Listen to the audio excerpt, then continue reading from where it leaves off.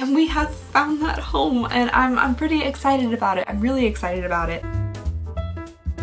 Hello everybody and welcome back to my channel. Hope you guys are having a lovely, wonderful, fantastic day. So we're just gonna do a little catch up, get ready with me, because things have transpired since the last one. In the last video I talked about how I missed out on our dream home, and in this video I'm gonna be telling you guys about the house I think we might be buying. In the last video I talked a little bit about my wedding, and in this video I'm gonna tell you guys how I don't know if I fully was actually married that whole time. I also gave you guys an update on Tater's health, and in this video I'm gonna give you guys an update about Wren. So this is almost just like a little update to my last life update video, and as I do it I think I'm going to use this palette here, and I think I'm gonna put purple on my eyes, which is something that scares me, so it should be, you know, it'll be something. I just realized I sat down and I don't have like a little beverage, a little drink, a little something to sip on, no coffee, nothing. That's gotta be remedied. I'll be right back. You guys should grab yourself a drink too. A little snack perhaps.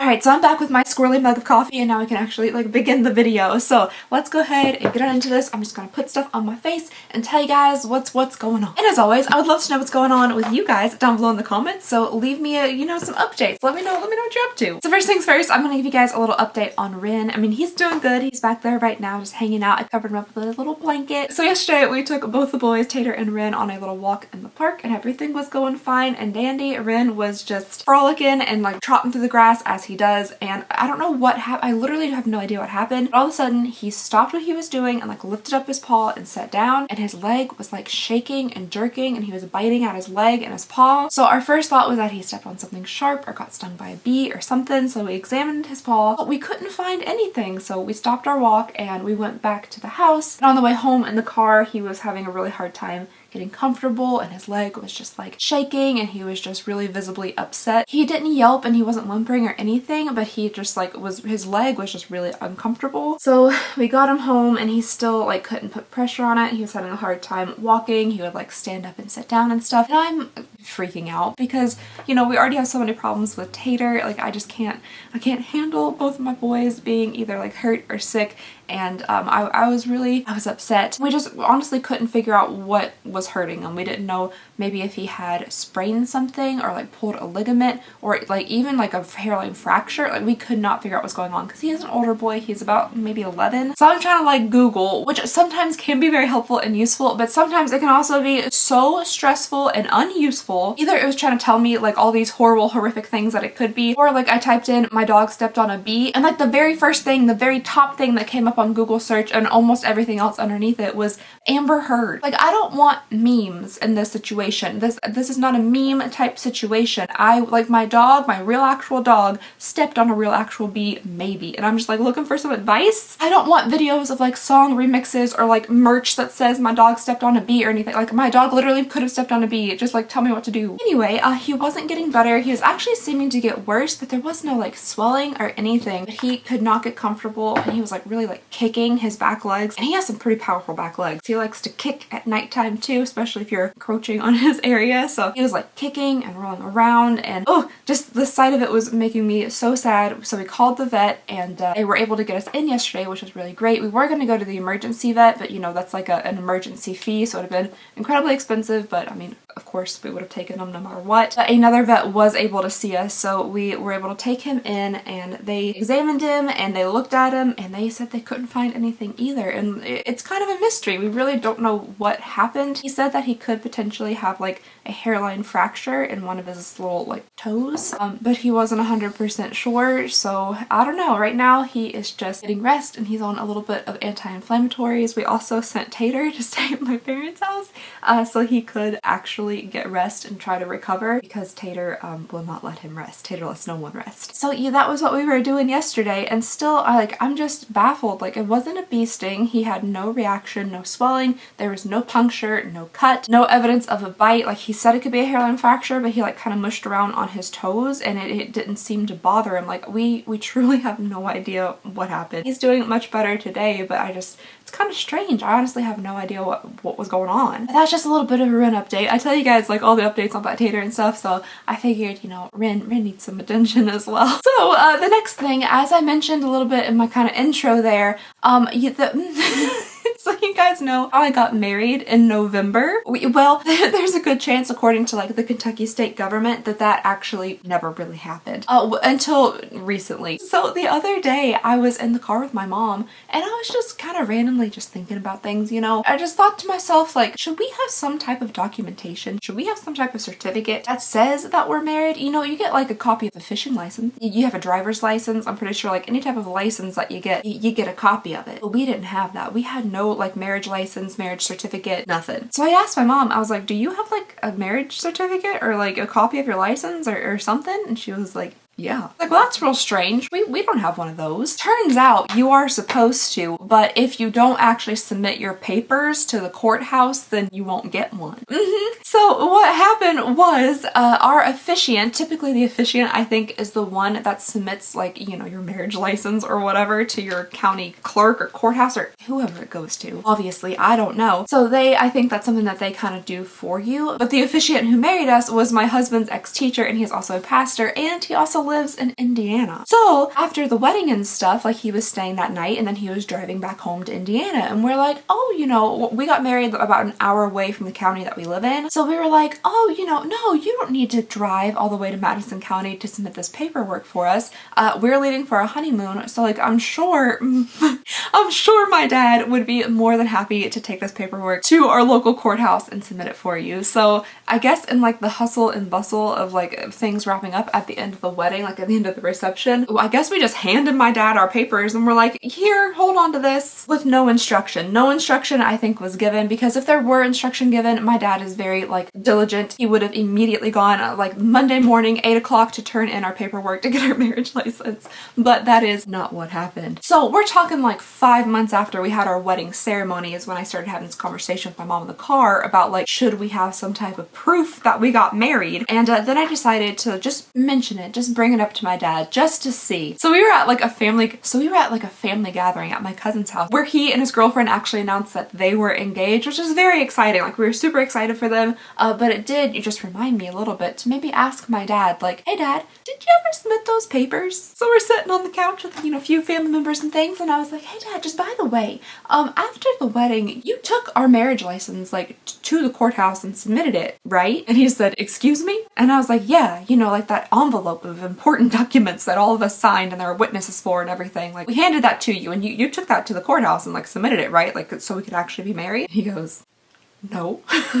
No, I didn't. So I'm like half laughing, half kind of panicking at this point, and I'm like, Dad, you didn't submit that. We're not legally married. In the eyes of the Kentucky state government, we are not legally married. We did not sign and submit that paperwork. We might have gone to get the marriage license and signed it and everything, but there's like a 30-day period where you have to have the ceremony in order for that like licensee thing to not be null and void. So I mean, thank goodness we finally had our wedding pictures back, because that way I could like kind of prove that we did indeed have the ceremony within that 30-day time period. But our paperwork was not submitted, and it was like literally 5 months after we'd already been married. We had no idea if there's expiration dates. We didn't know what was gonna happen. Honestly, at that point, we were like, are we gonna have to go to the courthouse and have like a little courthouse ceremony? And my dad, being the kindest, sweetest, most caring, adorable soul that he is, like, he was visibly panicked. He looked at me at one point and he was like, you're joking. Dad, no, I'm not joking. I was like, this is not a funny, like, hee hee ha ha. We actually have to submit these papers in order to be like married. I mean, he was panic stricken. He was absolutely panic stricken. He stood up and he was like, I gotta go right now. Not that it would have mattered, because it was Saturday at like 10 p.m. and the courthouse didn't open until like, we thought 8:30 a.m. on that following Monday. So we told him like, hey, we'll meet you at the courthouse on Monday at 8:30. Everything's gonna be okay. But my dad, being like the best person that he is, he was at that courthouse at 8:01 a.m. They opened up at 8. We thought it was 8:30. And I called him that morning and I was like, hey, do I need to meet you at the courthouse? And he said, nope, it's already taken care of. So he knows like everybody in town. So he went up to them, explained the entire situation. They know him personally. They went ahead and signed off on it. And like 2 days later, we got our marriage certificate. So now, like 5 months after our ceremony, we are officially married in the eyes of the Kentucky state government. I just thought it was kind of funny. Like, even if we had to have like a little courthouse ceremony or something, it would have been a funny story. I would have never been upset at my dad for forgetting to turn in those papers, because I'm fairly certain like we must have not told told him at all what to do with the papers, or the officiant like didn't say a word about what to do with the papers. He was just, you know, making sure they stayed safe, and he did that, and he did it so well. The guy who married us even told us a story about something very similar that happened. Like, this woman went to get divorced from her husband after being married for many, many years, and they realized they had never turned in the paperwork to begin with. So technically they were never officially married. And then lo and behold, apparently we weren't either for like 5-ish months. I might also pop up some wedding pictures throughout like this whole marriage story here, just because I have a whole bunch of them and I still want to show you guys some. I know it's been so long since I've been married, but you know, I like the pictures. I just got this gallery back not too long ago, so I still want to kind of show them off because I just got them. They're new to me. Alrighty guys, and now the big news. So as we were talking about, we have been looking for a house for a while now, and it's not been going like the best, but it's also not been like the most serious house hunt. Like, we didn't have like an absolute reason we had to move, but we really were looking for, you know, a place with a little bit more space and something that felt a little bit more our own together, that we can build on together, you know, as like a family, as a newly married family. Very freshly newly married at this point because of the paperwork thing. And we have found that home, and I'm pretty excited about it. I'm really excited about it. So honestly, this house has been on the market for a really long time, and I have definitely seen it listed on like Zillow a whole bunch of times. But honestly, I think we just were kind of passing over it because the outside of it looks a little like apartment-y. It does look a little apartment-y. We have a lot of apartment buildings in the area where I live that look quite similar to this house, with kind of like the red brick and like green shutters and stuff. So I think we just kind of skipped over it because we weren't really interested in how the outside looked. But recently they did a price drop of like $15,000. And that's another reason we probably weren't really looking at it, is because the price range was just too high for us. So they dropped it $15,000, but that brought it down to $450,000, which is still too high for us. However, I finally just decided to go ahead and look at the pictures of the inside, because like, I look at every house on Zillow. I probably, if you live in this area, there's a good chance I've seen inside your house, because I've looked at every single house and any pictures that I could on Zillow, even the ones that aren't listed for sale. You can click on that map on those houses, and any of them that have ever been listed through Zillow or online, the pictures will pop up and you can look at them. And I have. So I finally went through all the pictures, and I realized that like, hey, this house is kind of pretty on the inside. It was built in 1962. It has hardwood floors all the way throughout, and they're the original hardwood floors. They've just been redone. It had an updated kitchen. The bathrooms were updated, and it had a basement, which is something we're really looking for. Now, the basement is not finished, and the ceilings honestly are kind of low. Mainly like the ductwork and stuff is what makes the ceilings low, but there's a basement that could be kind of finished, and it could be a great place for us to hang out with our friends and stuff. So Jeremy and I were like, okay, we might actually be kind of interested. Of course, at that price range, we're like, nah, you know, but we wanted to go see it anyways. So we just did that little like reservation thing on Zillow where you can go see a house. We didn't go through our regular realtor just because we just kind of wanted to see it quickly. This was like an on a whim kind of thing. The front entrance had like kind of an exposed staircase, and there's a really big living room, and everything was really bright. There's a wood burning fireplace, and again, the kitchen was redone. Really fun cabinets, by the way. They have like those soft closed drawers, so they're real nice and fancy. There's also 5 bedrooms and 3 bathrooms, and the bedrooms are actually a pretty decent size, like all of them are. Actually an attic access, and the attic could be kind of converted into a living space as well. But like, the attic access is kind of weird. Like, it's on like a big like step up, and you really couldn't put a step below it because it would block the hallway. But I think we had this idea. We were like, oh my gosh, we could put like a secret bookshelf door panel thing there, and it would be like a secret doorway into like a little living area up there. So as we were walking through, we were getting more and more excited about the house, and I ended up really liking it. It's on a really pretty lot as well. It's a corner lot with some like really big kind of mature trees. So we were getting like more and more excited about the house as we were going through, and we were interested in it, but we have been working with a realtor for quite some time, so we didn't want to. I feel really bad though. We set up that like first look with just a random realtor, but we wanted to come back for a second look, so we let our kind of long-time realtor that's been with us, with the old house that we put in a offer on and everything, we wanted her to be the one that we would go through if we bought the house. But I feel really bad about that first realtor. So we messaged our realtor and we told her basically what had happened, and we set up a second viewing the very next day at the house. And while we were there, there was a guy mowing the lawn, and at first, because he had like a nice trailer and like a big lawnmower, I was like, oh, this is just a lawn mowing service. So we just like kind kind of like waved and we were standing there in the driveway, and then he pulls up on his mower and he was like, "Can I help you?" And we told him we were there to view the house, and he was kind of confused, honestly, because apparently they only were having like one viewing that day at noon and ours is at 2, so I don't think he knew that that showing was happening. But we told him about ourselves and he told us about the house and everything, and apparently he had purchased it from the bank and it was his parents' house at one time. The history is a little strange on it. We're not really sure like how many owners it's had and like all that kind of stuff, so we're definitely doing like a title search and things because the history is a little loose, a little bit loose on, you know, ownership and when it's been sold and purchased. But even though we really liked the house, it was still just too expensive. Like $450,000 is too much for us. Like that is too much for us. Basically, we were trying to find something around the price of the current house that we are in, because since this house was so graciously given to me, the sale of this house would cover most of the cost of purchasing a new house with more space and a basement and all the kind of features we wanted. So we were definitely looking for something a little bit closer to the price range of what we were living in. I can't believe I'm putting purple in my eyes right now. But as we were walking around looking at the house for a second time and talking to the owner of the house, he just kind of mentioned, like, he brought this up himself. They were basically just talking about like we had just recently been married and all this kind of stuff, and he said, well, what he would want and what his parents would want is for somebody who really loves the house to get it and be able to like grow in it. And he liked the idea, I think, that we were just kind of starting off in our lives together and we'd just been married and, you know, we're not like in our 20s, but you know, 30. He liked the idea of somebody being able to like really make it a home and like grow into it.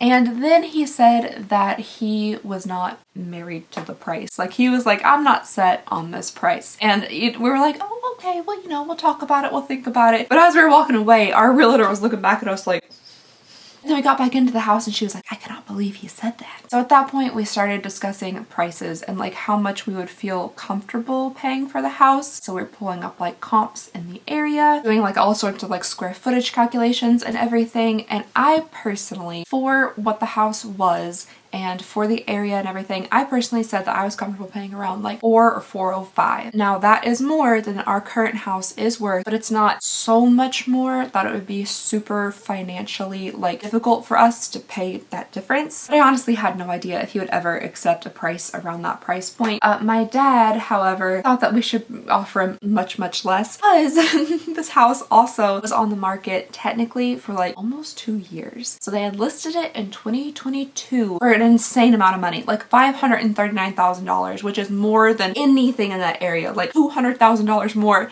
than anything around it. So it sat there for quite some time and the price like decreased and decreased and decreased, and then finally they took it off the market and then put it back on the market like a couple months ago. So it had been on the market for a while, and then just looking at the comps and stuff, my dad was like, you gotta offer a lot less. And I was like, well, okay, I really don't want to offend him. And at this point, our realtor had heard from his realtor and they said that they had another offer coming in on the house. Now, is that accurate? I don't know. That could just be like a realtor, like, you know, trick, like, hey, you might want to put in an offer because we have another one coming in today. But we went ahead and we were like, okay, well, you know, this keeps happening to us. Every time we find a house that we kind of like, somebody else comes in and swoops it up. We're like, so we were kind of defeated, to be honest. We're like, you know what? I'm sure that we're not going to get this house. Let's just give them a crazy low offer just to have our name out there, like in the running in case maybe something falls through with them, and then we can do negotiations later. So we put it in a very low offer, and I was like texting my realtor, I was like, I'm so sorry, this is so low, I feel so bad. $365,000 is what we're putting our offer in for, because that's kind of closer to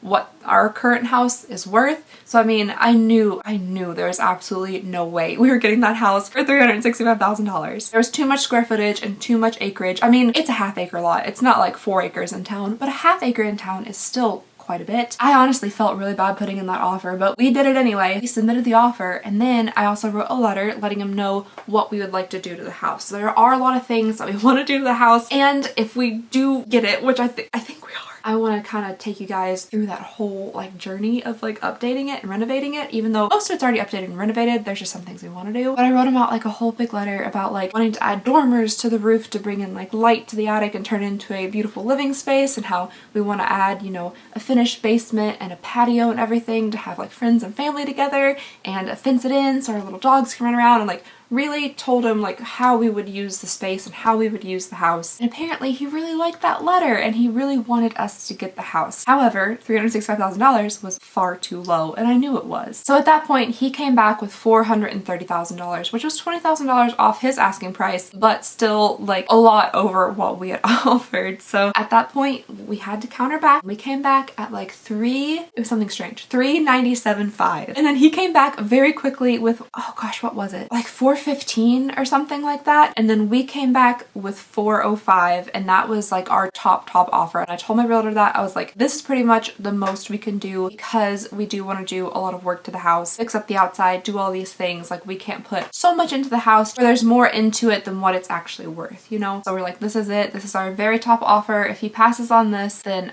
we're just gonna have to keep on looking. So I told her that, and I don't know if she's some type of like wizard or something, like how she knew this. She said, okay, I'll submit this, and when he signs it, you guys will be in contract. And I was like, hold on, wait a second, what? At that point, I got really nervous, and I was like, you mean like if he accepts the offer? And she was like, I have a feeling he's gonna accept it at this point. Okay. And then he turns out he did. So this is the largest, most adult kind of purchase I've ever made in my entire life, and like the largest, most adult thing, but maybe besides getting married, that I've ever done. And I'm very nervous, but we are technically in contract on the house, so it is very exciting. There are a few little issues. One of them is that we had in our contract 7 days to be able to like get an inspection, go in ourselves, look around, and then in that 7 days, if we found anything, oh, that's very blue. In that 7 days, if we found anything kind of like, you know, not so great, we could walk away. So that's what we've been working on for the past couple of days now, and in that time, we have found that there is an issue in the basement. So the basement has been painted with like dry lock and stuff. Apparently at one point there was a leak in it, but apparently it's supposed to be dry now. But one of the walls has very visible cracking along the joints, like the mortar joints of the block, because it's a block basement. And my dad got his friend out and he was looking at it and he was like, this wall has to be reinforced. Like it's gonna keep moving, it's gonna keep shifting, water could come in, all this kind of stuff. The way that they would do the reinforcement is like a big concrete wall. Poke a hole into the basement, build like a wall like thing, and then fill it full of concrete and basically build us a whole new wall, which is a $10,000 fix. And that's a lot of money. That is a whole lot of money. So right now, what we're kind of struggling with is deciding on if we want to ask him to see if he'll cover any of the cost of that. If he'll cover the cost of it, if he'll do the repair himself, if we can go in 50-50. But I'm afraid because he already came down $45,000 off the asking price, he's not gonna want to do that. And I don't blame him because he did come down a lot. And I also don't want to lose the house over this wall. It's not gonna affect structure of the house. Like the house is fine. It's not gonna sink into the ground. That's what I thought at first. I was like, you telling me this house is gonna like fall into this ground? This is honestly kind of pretty. I'm liking this eyeshadow palette. Even though I don't really like purple, this like blue purple shift is kind of fun. Anywho, so we still have a couple of days to walk away if we want to, but I don't know if I want to, but I also don't want like a $10,000 wall that we have to build immediately. So that's really what I'm struggling with right now, because I do want this house. I personally think it's a good deal. I don't think we're really gonna find everything we want again in another house. It isn't our big giant Victorian that we want. Like we wanted a beautiful Victorian with like a spirally staircase and all this kind of stuff. That's a little unrealistic, especially since we want, you know, a basement and stuff. I'm not even sure if Victorians had basements. They had like little cellars that are typically kind of spooky. So right now, even though I am excited, things like feel up in the air to me, and I'm a little bit afraid, like if we come to him and say like, hey, would you want to take some money off of like the cost of the house, or would you want to contribute to the cost of the fix? I'm afraid he's just gonna be like, forget you guys, and then, you know, like walk away or something, and then we lose the house over this fix in the basement. So that's what I'm worried about right now. But I mean, that might be silly for him to do. This house has been on the market for a long time, and I don't know if you want to lose, you know, a sale over something like this. Even if he comes back and says like, I can't help you guys, I've already taken too much off the cost. I personally am perfectly fine with going ahead and paying for the house full and then just doing the basement ourselves, because he did come off the cost a lot, and I think the house for the area and the amount of land and like the size of the house is a good deal. I really think it's a good deal. Right now, I think we have our house. I think we have the house that we're gonna be moving into, but I just have this uncertainty, and I'm a little bit worried. Sorry guys, my camera keeps dying, and I don't know if it's the batteries that are the issue or the camera itself. I really hope it's just the batteries because cameras are daggone expensive, and I can afford to pay for one right now. I got a house to buy. I got a $10,000 water bill. I need you to just survive. Speaking of which, I'm getting rid of everything I've ever owned. So, you know, I don't want to take all this stuff with me because we are moving. So I am going to be selling like everything I've ever owned. Everything in this room basically is going to be listed on Poshmark. I'm listing all of my clothes, all the makeup I've accumulated over the past like month or so from all the subscription boxes. Yeah, everything will be listed on Poshmark. So if there's something that you're interested in, you know, you've seen it in a video or something, you can probably find it there. I'm making sure, of course, that I list everything very cheap though, like way under retail. I will probably be shipping it in some old packaging, like some BoxyCharm boxes or Ipsy bags. I'm trying to like, you know, make it like kind of cute, like wrap it up, put a little sticker on it and put like notes in there and things, like a thank you note and everything. But yeah, that's my new business venture. You know, 2 birds, 1 stone. I get to clear out some of this stuff from this room so I don't have to pack it over there, and hopefully help pay a little bit for my wall. That's what I've got going on right now. Again, like I said, let me know what you guys got going on down below in the comments. I love reading and responding to them. And here is the makeup look. I did purple, which is, you know, my most scary color. And this is from Saints, Angels, Sinners Cosmetics. It's the Yummy palette. We got this in one of the boxes that we did. Oh, but yeah, that is all I have for you guys today. I'm sorry I talked so much. I talked so fast. I think I'm a little bit nervous, a little bit anxious, and also a lot excited. So sorry if things are just kind of pouring out really fast. Mainly I went over just your purchasing details because we haven't actually purchased the house yet. I definitely will give you guys more house details later, and then if we do, you know, finally make the purchase, I'll be getting you guys like an empty house tour probably, and then we'll probably be doing some fun kind of renovation videos together, which I think could be kind of fun. I could do those either here or over on my vlog channel, which I haven't yet to put anything on. So let me know where you guys would prefer to see those, and yeah, that's all I have you guys today. So thank you so very much for watching. Please go ahead and consider subscribing if you would not mind. It would mean the absolute world to me, and I just hope you guys have a lovely, wonderful, fantastic day, and I'll see y'all next time. Bye!